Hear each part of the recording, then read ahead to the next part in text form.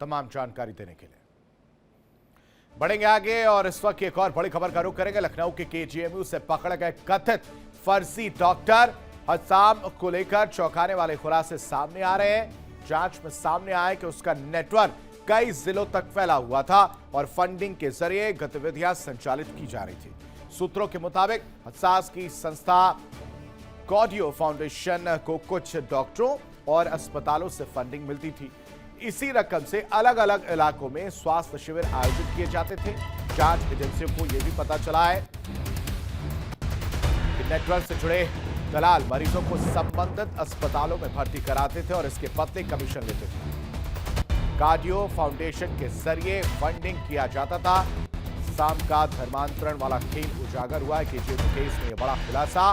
मामले में 4 संदिग्ध डॉक्टर पुलिस और खुफिया एजेंसियों के रडार पर है, जिनके खिलाफ साक्ष्य अब जुटाए जा रहे हैं। जांच में गाजियाबाद और मेरठ समेत 4 जिलों में फैले नेटवर्क की पुष्टि हुई है। बताया जा रहा है कि अस्साम ने व्हाट्सएप ग्रुप के जरिए अपने नेटवर्क को संगठित कर रखा था, जिसके माध्यम से संपर्क और लेन देन किया जा रहा था।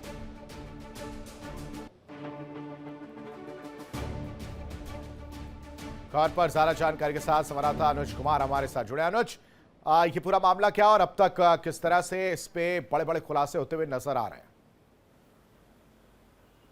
बिल्कुल निश्चित तौर पर जिस तरह से ये 12वीं पास है तथा कथित फर्जी डॉक्टर है हसम अहमद, ये लगातार वहां पर रहकर कैंप करता था और उसको लेकर अब अलग अलग खुलासे हो रहे हैं। खुलासे में बेहद चौंकाने वाले हैं। बताया जा रहा है जो कार्डियो जो फाउंडेशन है उसमें कई डॉक्टर और कई अस्पताल उसमें डोनेशन देते थे। उसी डोनेशन से मुस्लिम बस्तियों में जाकर वो मेडिकल कैंप लगाता था और हालांकि कुछ और जगहों पर जो मलिन बस्तियाँ थी वहाँ पर कैंप लगाकर धर्मांतरण का खेल रचता था, क्योंकि जो गरीब बेसहाय होते उनको इलाज देने के बाद कुछ पैसों की ठगी तो करता था। साथ साथ जब देखता था कि मरीज का इलाज हो गया, उसके ऊपर चीजें इम्प्लीमेंट हो गई हैं, तो उसको कहीं ना कहीं अपने ऊपर उसको अपने उसमें कब्जे में लेकर बातों में लेकर बहला फुसला के फिर उसका धर्मांतर का खेलता था। ये बातें भी निकल के आई और साथ साथ ये भी बताया जा रहा है कि ये जो पहले का जो एक डॉक्टर थे डॉक्टर रमीज, जो कि धर्मांतर और धर्म परिवर्तन जैसे कई आरोप लगे थे, उसके भी संपर्क होने की बात की जा रही है। साथ साथ ये भी बातें हैं कि कई सारे डॉक्टरों के संपर्क में था। एरा मेडिकल कॉलेज हो गया, इंटरकल यूनिवर्सिटी हो गया। साथ साथ जो इसका जो गिरोह है,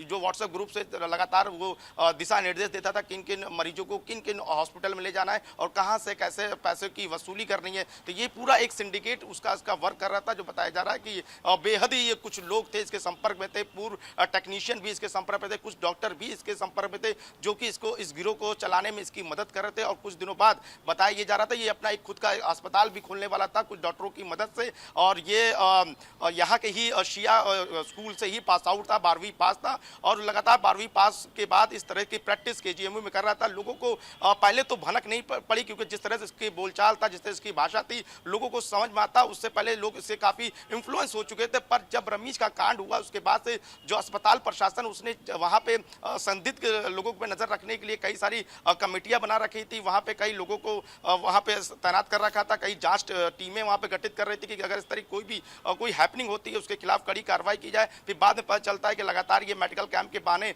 जो वहाँ के जो मेडिकल स्टूडेंट्स हैं उनको बाहर ले जाता था, बहला फुसला के वहाँ के मेडिकल एम्स के दिल्ली में वहाँ पे अमेरिका के बड़े डॉक्टर से तुम्हारी मुलाकात कराएंगे। दूसरी ओर कई लोगों की उसने लिस्ट भी फर्जी लेटर पैड के जरिए क्रिएट कर रखी थी। यानी ये तमाम चीजें निकल के आई है और ये बेहद ही शातिर है। खुद वहाँ के जो प्रवक्ता है, स्पोक पर्सन है डॉक्टर के सिंह ने साफ तौर पर कहा कि ये एक शार्प मॉड्यूल है और ये जल्दी आसानी से कोई राज नहीं उगलेगा। अभी कड़ाई से पूछताछ की है तो कुछ ही इसके राज निकल के आए। पर इसके सॉफ्टवेयर पे जो प्रवक्ता स्पोक पर्सन उनका कहना है कि हिंदू लड़कियां इसके निशाने पे थी, क्योंकि डीपी पर प्रवक्ता की डीपी लगा रखा था। उसके जरिए वो उनको मैसेज और टेक्स्ट मैसेज करता था और बातचीत करता था और कहीं ना कहीं हिंदू लड़कियों को प्रेम जाल में फंसाने के बाद धर्म परिवर्तन यानी धर्मांतरण कराने की कोशिशें की जा रही थी। इस तरह के साजिश के आरोप लगे। अब और भी तफ्तीश होगी और भी चीजें निकल आएगी। पर कुल मिला के देखा जाए जो ये कार्डियो जो संस्था है उसको लेकर सबसे बड़ा सवाल है, क्योंकि कुछ ही दिन पहले इसको फर्म बनाया गया था इस संस्था को। उसके जरिए मेडिकल कैंप किया गया था जहां पे पैसे रुपए को लेकर